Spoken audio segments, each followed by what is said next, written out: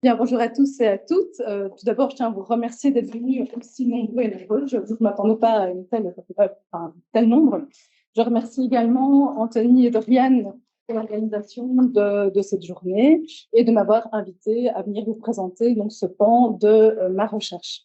Je tiens également à souligner que cette présentation est le fruit d'une collaboration entre l'archéoparc La Malagne à Rochefort et des artisans verriers Alain Guyot et les Infondus, donc avec qui je travaille, et que je tiens évidemment à remercier.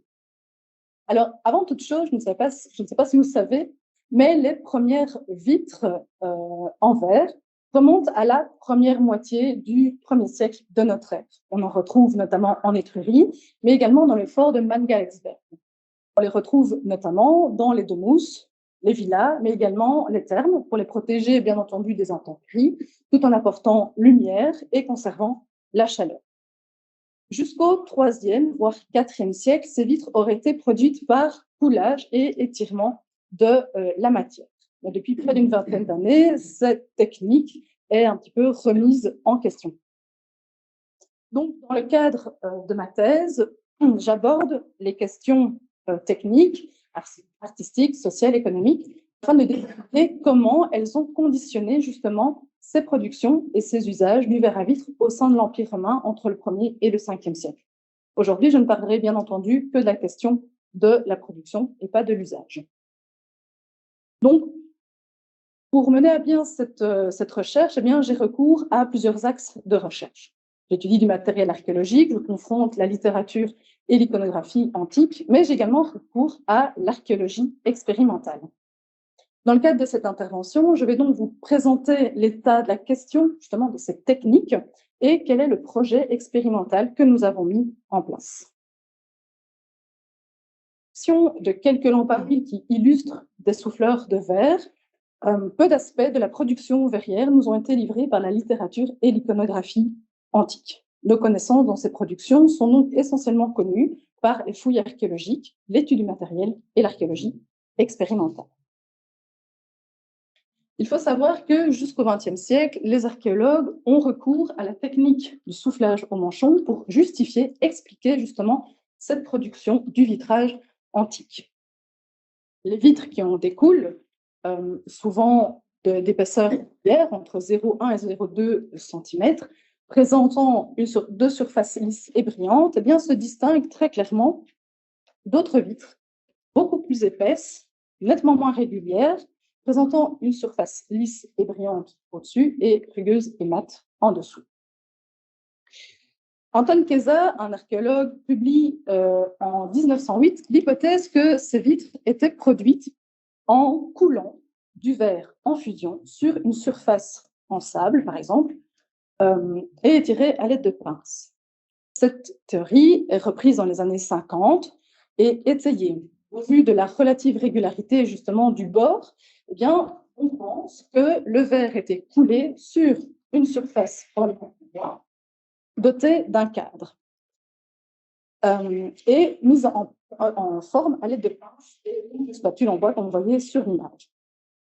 Cependant, à la même époque, d'autres archéologues contestent cette théorie en disant lorsque vous soufflez votre manchon, que vous le déposez sur une surface qui est moins lisse, que vous l'ouvrez et que vous utilisez des pinces, par exemple, pour égaliser la forme, eh bien, vous pourriez avoir exactement les mêmes traces sur votre vitre. Donc, il y aurait une confusion entre les vitres coulées, étirées et soufflées, et certaines auraient été identifiées à tort.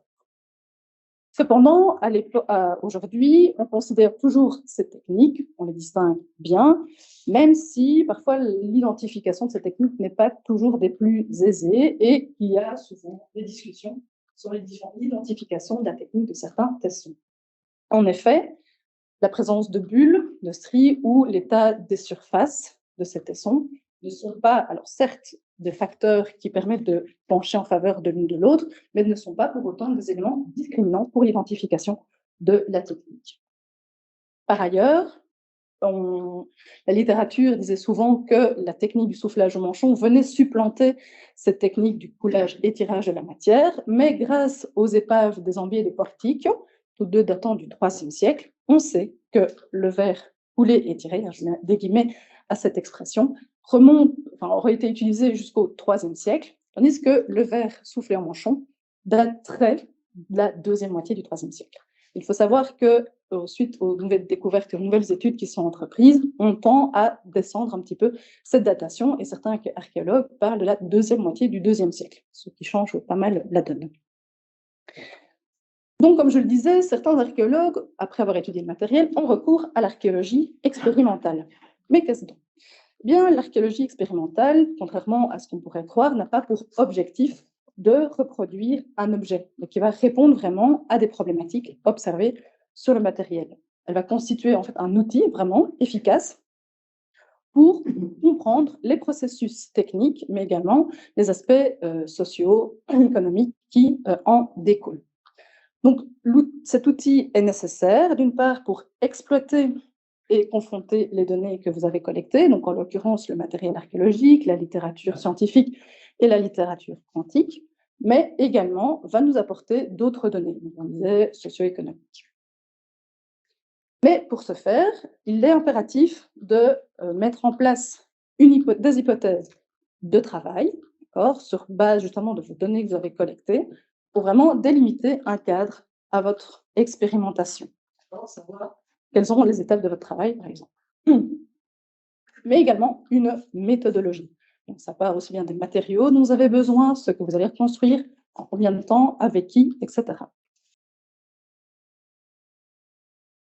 D'après les archéologues des années 60, couler du verre à vitre, suivant le procédé expliqué, était la chose la plus simple, et c'était comme faire du caramel. Sauf que pour certains archéologues, certains verriers anglais, Mark Taylor et David Hill, je vous donne leur nom parce qu'ils vont souvent revenir dans ma présentation, ce n'est pas probable. D'accord? Pourquoi? Parce que quand vous mettez du verre chaud en fusion sur une surface en bois mouillé, comme c'est souvent expliqué, eh bien, vous allez avoir un dégagement de vapeur. Donc, ça ne va pas être facile pour travailler votre verre. Par contre, selon eux, si le verre est travaillé sur une surface en céramique avec un agent de démoulage, c'est tout à fait cohérent. Petite explication sur l'agent de démoulage.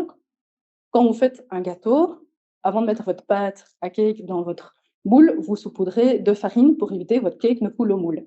Eh bien, c'est exactement pareil pour le verre. On va mettre un agent de démoulage sur la surface de travail pour éviter une adhérence de la matière sur la surface.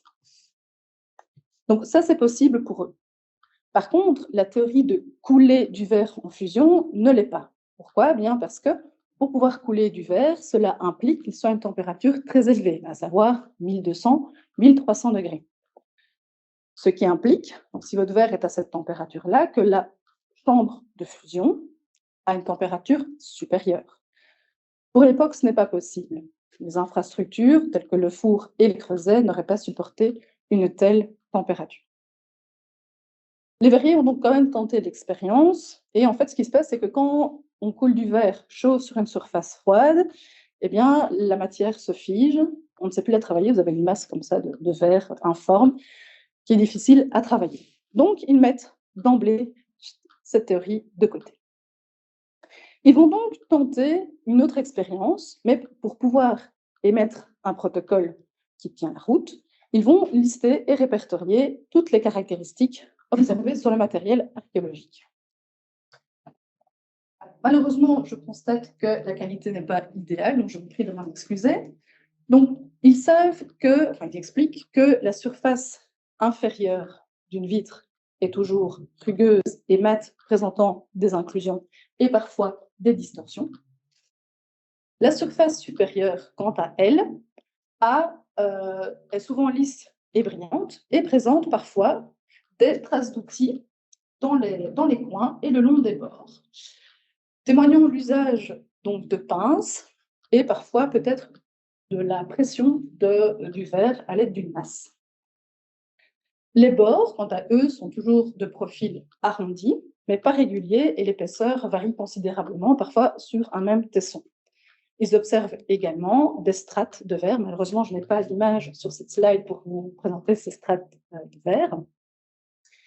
Et donc, ils en déduisent que le verre est travaillé sur une surface plane, avec un agent détachant, de démoulage, pardon, qu'il est étiré à l'aide de pinces crochues et ou aplati à l'aide d'une masse, que les distorsions indiquent que le verre est toujours en cours de travail alors que la surface qui est en contact avec la surface de travail a déjà refroidi, qu'aucun cadre n'a été employé, et donc ils émettent l'hypothèse que ce verre est expansé. Et donc, à partir de 2001, dans leur studio en Angleterre, en 2015 à l'Archéoparc de la Villa Borg en Allemagne, et également en 2016 à l'Archéoparc de Wolzek, ils ont testé cette théorie du verre expansé. Alors, comment ça s'est produit? Eh bien, ils ont d'abord déposé une masse de verre en fusion sur une surface plane. Donc, mes images sont vraiment petites, je m'excuse. Donc, vous avez la surface plane avec l'agent de démoulage. Il vient déposer le verre en enroulant la matière,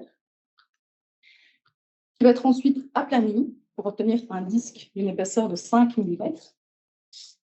Et au fur et à mesure, va être étiré, travaillé à l'aide de pinces truelles. Ils vont multiplier un petit peu les outils pour voir quelles étaient les traces observées, qu'est-ce qui était le plus facile à mettre en œuvre, afin d'obtenir la forme désirée. J'insiste sur un point qui est non négligeable, c'est que, je ne sais pas si certains parmi vous ont déjà travaillé le verre, mais en fait, c'est une matière qui refroidit très rapidement. Et donc, pour pouvoir continuer de le travailler, il faut le rendre malléable. Et donc, très fréquemment, elles devaient mettre leur vitre auprès de l'ouverture du four pour ramollir la matière et pouvoir à nouveau la travailler. Donc, c'est vraiment une alternance de 2 coups de pince, hop, four, 2 coups de pince, four, etc. Voici donc le résultat. Ils ont obtenu une vitre de plus ou moins 24 cm de côté, avec une surface supérieure lisse et brillante, inférieure rugueuse et mate. Cette expérimentation a été très concluante parce que toutes les traces et toutes les caractéristiques du verre qui ont été observées sur le matériel archéologique se retrouvent sur les vitres qu'ils ont façonnées.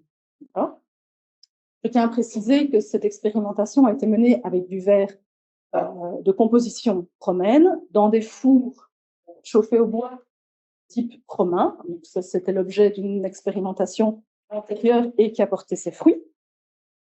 Et que les températures atteintes étaient parfaitement cohérentes pour l'époque, ainsi que les outils employés.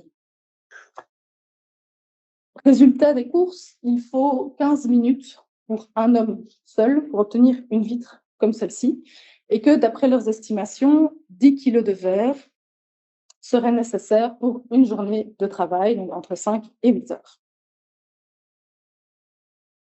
En 2019, j'ai constaté que dans la littérature scientifique récente, eh bien, on continue d'utiliser d'évoquer cette technique du poulet étiré, et que cette technique du verre expansé, dont je viens vous parler, n'est pas nécessairement acceptée par toute la communauté scientifique.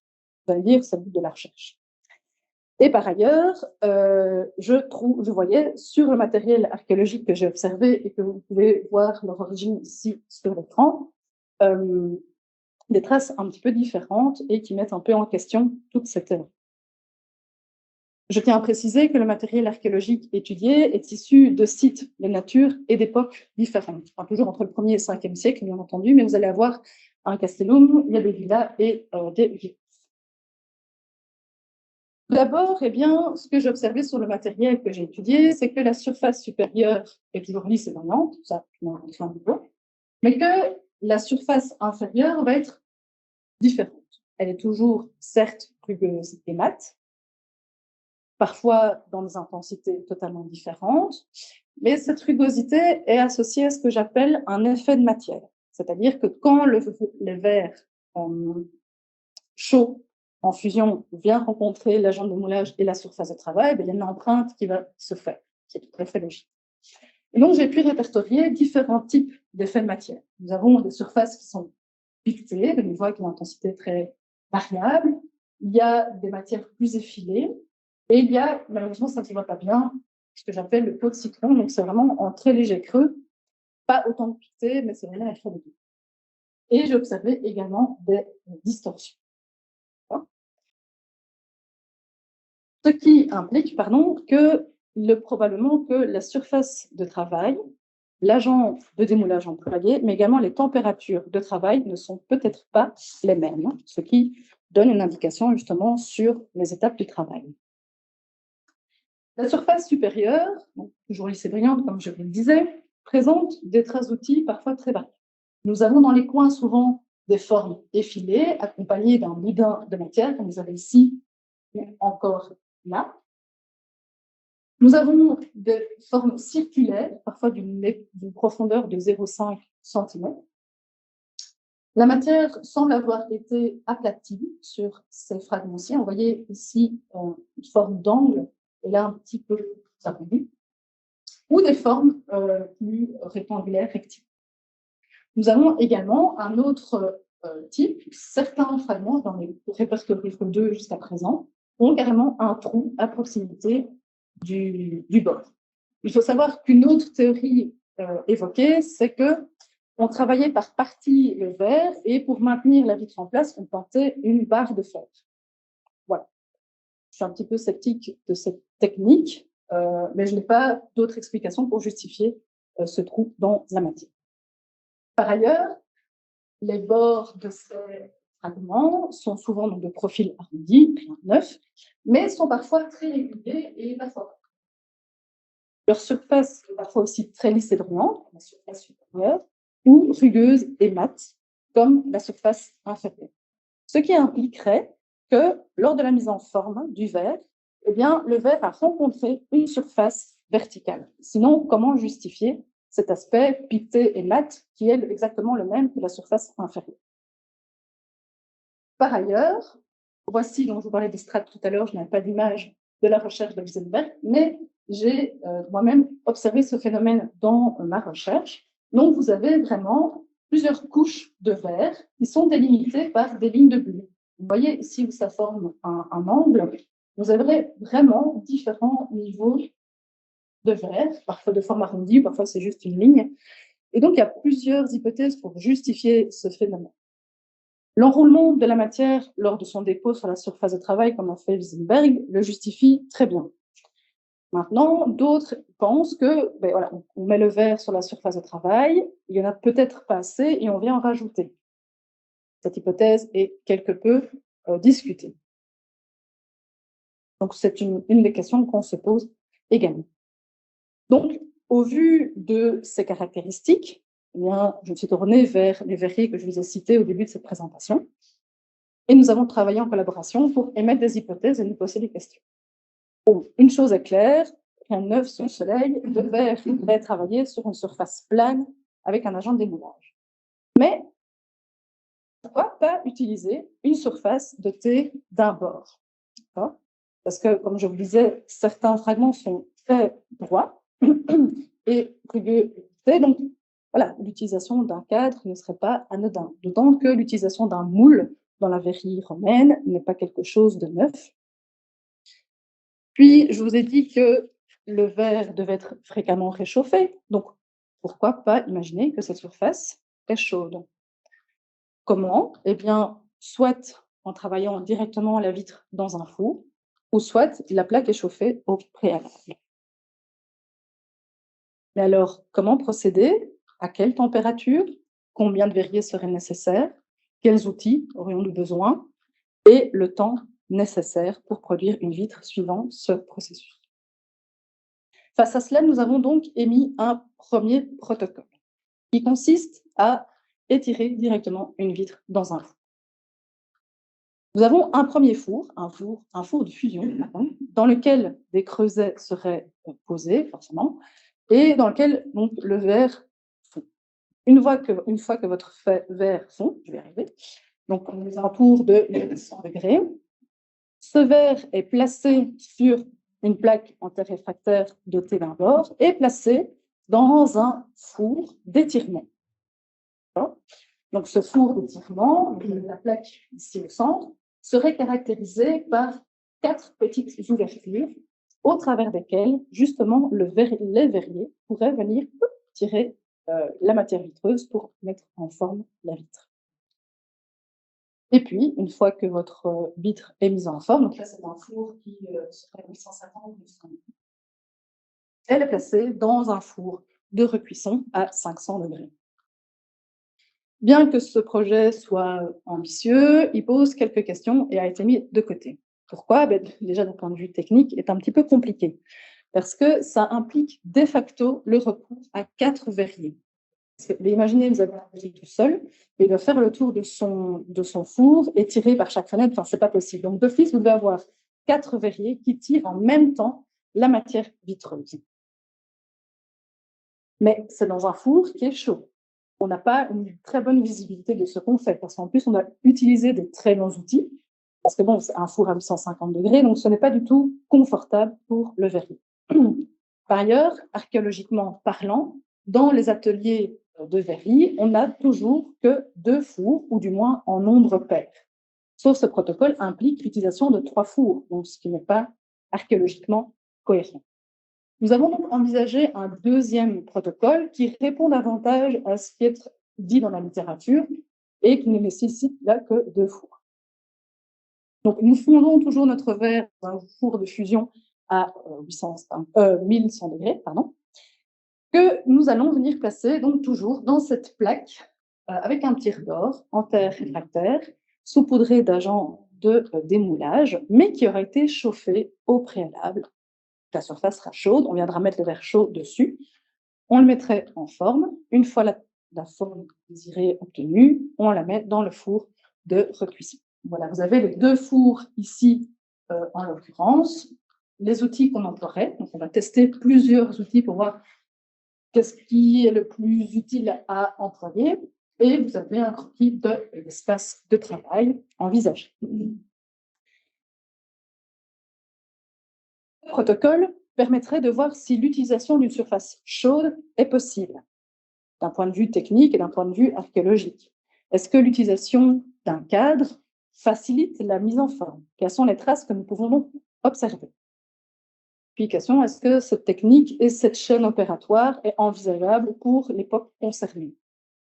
Est-ce que ce protocole est rapide, efficace et économique?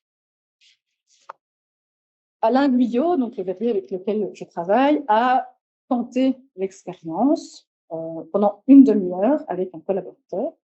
Je tiens à préciser qu'il a utilisé du verre moderne, donc il n'a pas du tout la même viscosité, donc c'est un élément à prendre en considération dans le travail de la matière, et a eu recours à des fours à gaz, donc de nouveau, ce n'est pas la même chose.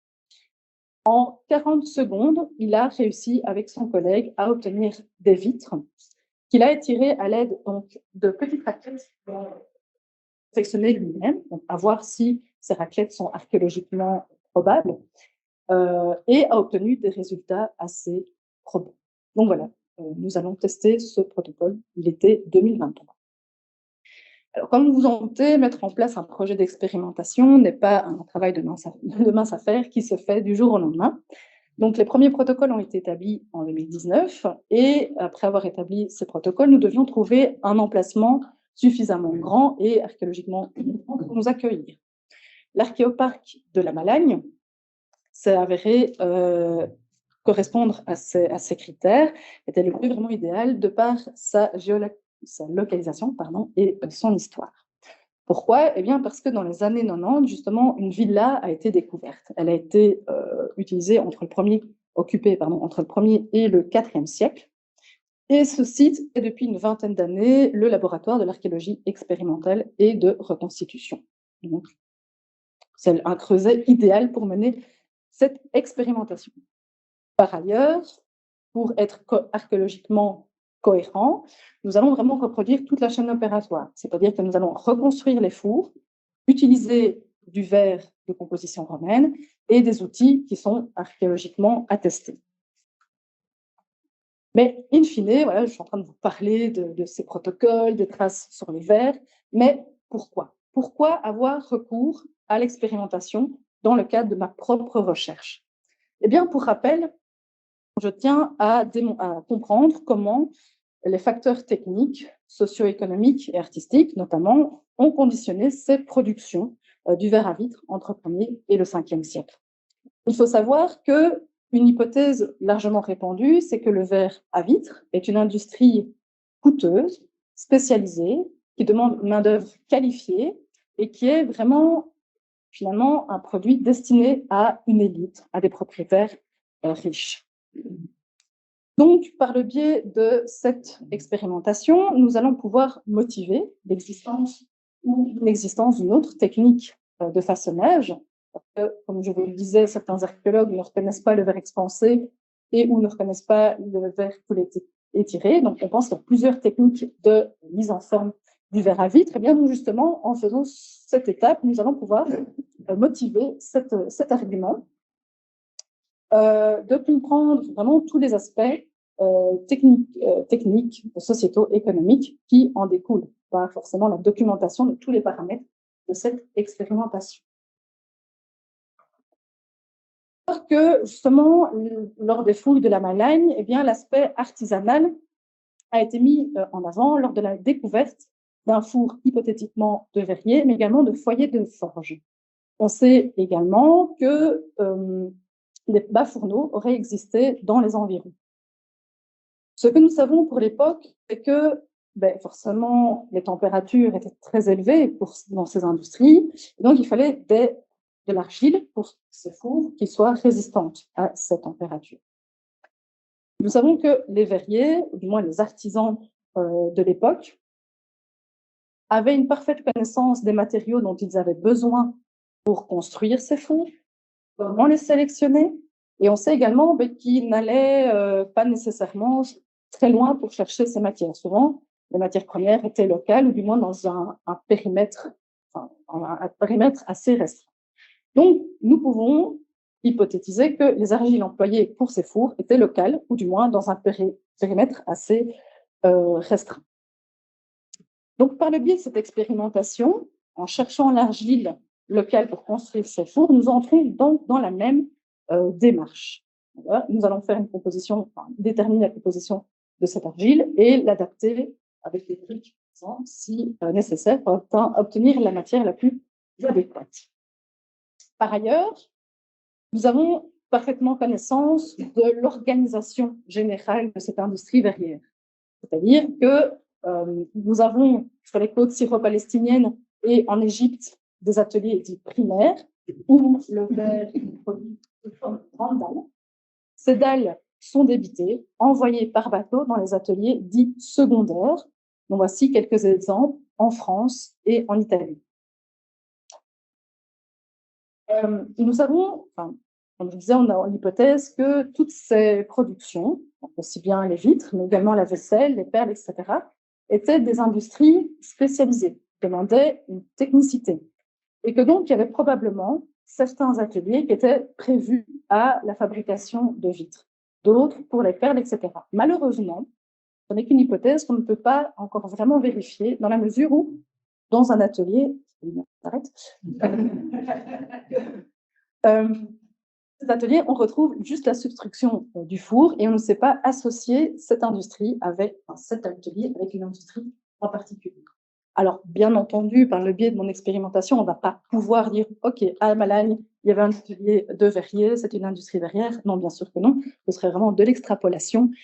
Mais au vu de sa position géographique, donc vraiment dans le triangle Bavay-Argentonge, situé le long d'une voie commerciale et en présence d'ateliers verriers, donc Bavay, Reims et Metz nous ont livré des ateliers de verre, on va pouvoir, par le biais des données collectées lors de cette expérimentation, mais également le matériel archéologique, les analyses archéométriques qui seront envisagées, peut-être considérer, motiver la potentielle existence d'une industrie verrière dans cette région de l'Empire.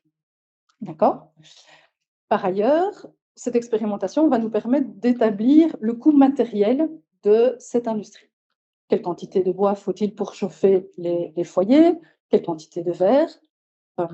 Quels sont les outils nécessaires, etc. Donc, à l'issue, on va pouvoir avoir une idée de quelle quantité de matériel nous avons besoin et déterminer si c'est vraiment une industrie qui est coûteuse. Mais on n'aura pas forcément une idée du prix que ça coûtait, bien entendu. Enfin, si en euros, mais pas pour l'époque. Par ailleurs, l'édit Dioclétien, en 301, nous donne les prix du verre brut à vitre. Et donc, nous pourrons peut-être corréler ces données et avoir une idée un peu plus précise sur le coût de cette industrie, voir si c'était vraiment destiné à une élite ou pas. Enfin, Mark Taylor et David Hill ont déterminé qu'il fallait 15 minutes à un seul homme pour produire une vitre. Bien entendu, s'il travaille à plusieurs, il réduit ce temps facilement. Donc, il est important, par le biais de cette expérimentation, de voir vraiment combien de personnes sont nécessaires au façonnage d'une vitre. Mais également, quelle est la qualification qu'il doit avoir. D'accord ? Je tiens à préciser que les verriers avec qui je travaille n'ont jamais façonné de vitre, et donc, justement, on va pouvoir voir en combien de temps ils acquièrent ce geste. Petite précision, cette expérimentation prendra plus ou moins 2 semaines pour avoir déjà une première idée de ce temps de production. Par ailleurs, quelles étaient les conditions de travail de ces verriers? Donc, par le biais de cette expérimentation, on va pouvoir, évidemment, pas avoir toutes les réponses à nos questions, mais on va pouvoir lever un voile sur cette industrie. Conclusion, ce que nous pouvons dire, c'est que l'archéologie expérimentale, donc l'un des moyens les plus efficaces pour mettre en corrélation le matériel, enfin les observations sur le matériel archéologique et les théories publiées.